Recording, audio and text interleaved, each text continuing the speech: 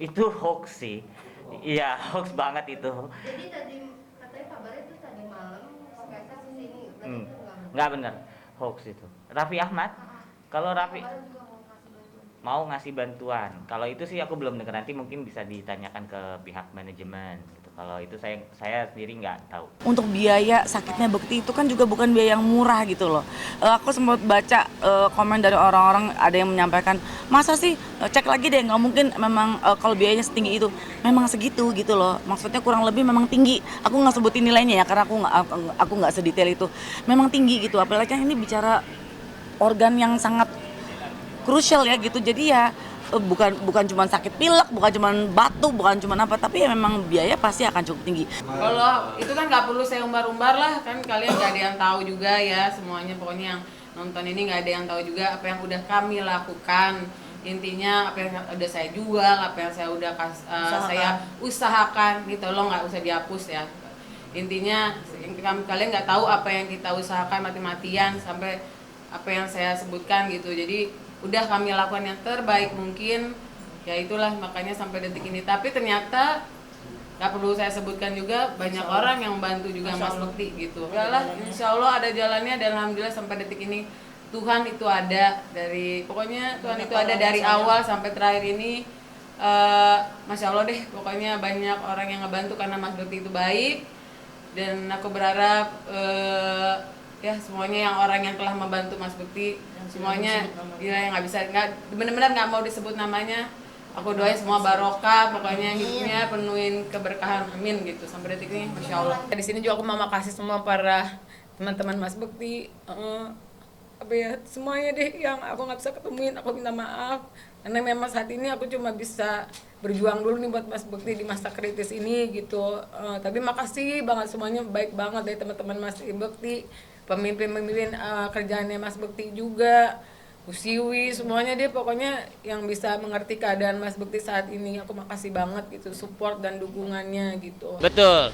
Memang Bang Indra sendiri juga kan, aku juga ternyata baru tahu ya setelah lihat-lihat dari media dia ininya BPJS. Nah, ternyata memang BPJS sendiri belum bekerja sama dengan pihak rumah sakit. Jadi makanya kenapa kita belum bisa menggunakan BPJS-nya. Nah, untuk itu sebenarnya kita sudah ada opsi-opsi untuk memindahkan apa segala macam. Cuma mungkin kita kan itu mekanismenya panjang ya, nggak bisa gampang kalau kita mau pindahin sekarang nih hari ini ya, nggak juga, kita harus ada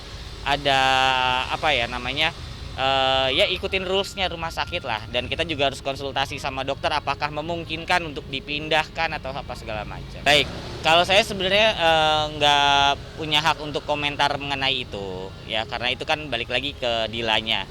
Tapi kalau untuk tanggapan dari netizen ya kembali lagi itu haknya netizen, dan itu juga pasti mungkin netizen ini melihat kenapa sih kok baru ini udah langsung ini segala macam gitu ya. Ya itu haknya dari netizen, tapi kita ambil kritik-kritik yang membangunnya, menjadikan itu sebuah opsi-opsi gitu ya. Yang kita juga mungkin akan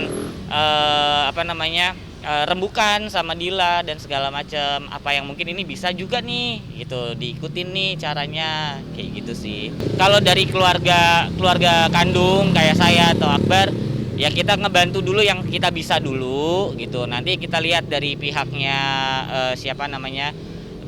Indra seperti apa ya. Nanti kalau ada opsi-opsi yang lain ya kita akan tawarkan juga gitu pasti.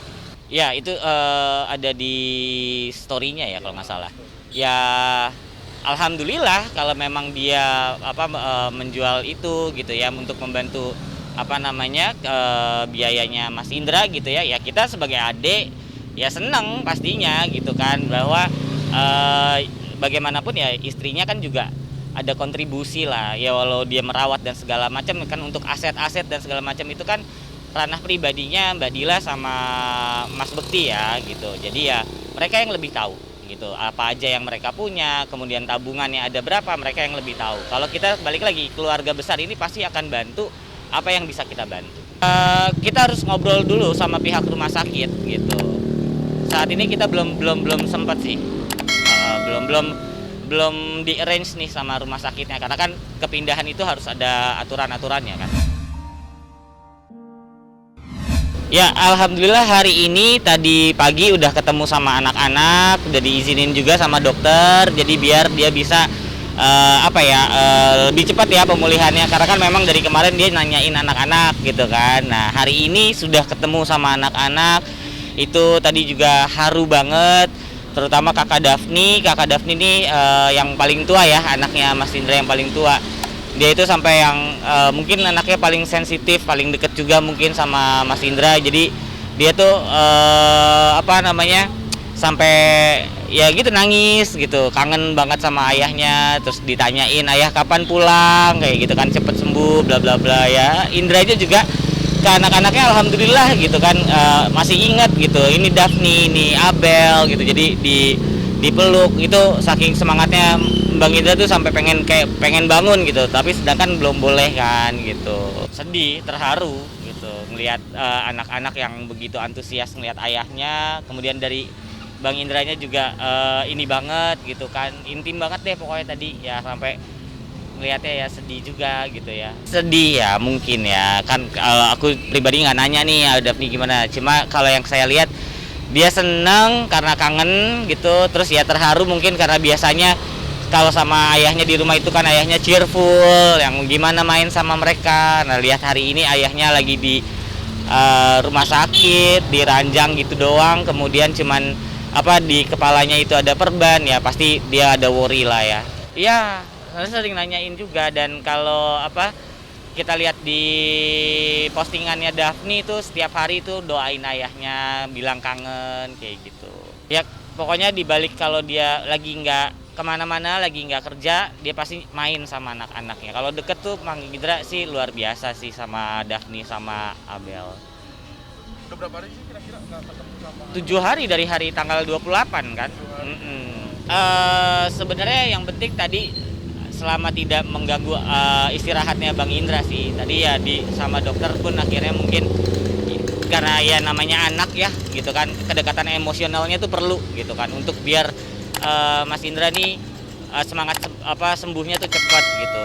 Jadi tadi dikasih waktunya ya lumayan lama lah.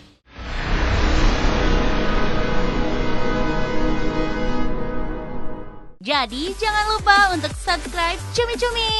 Ditekan ya tombol lonceng merahnya.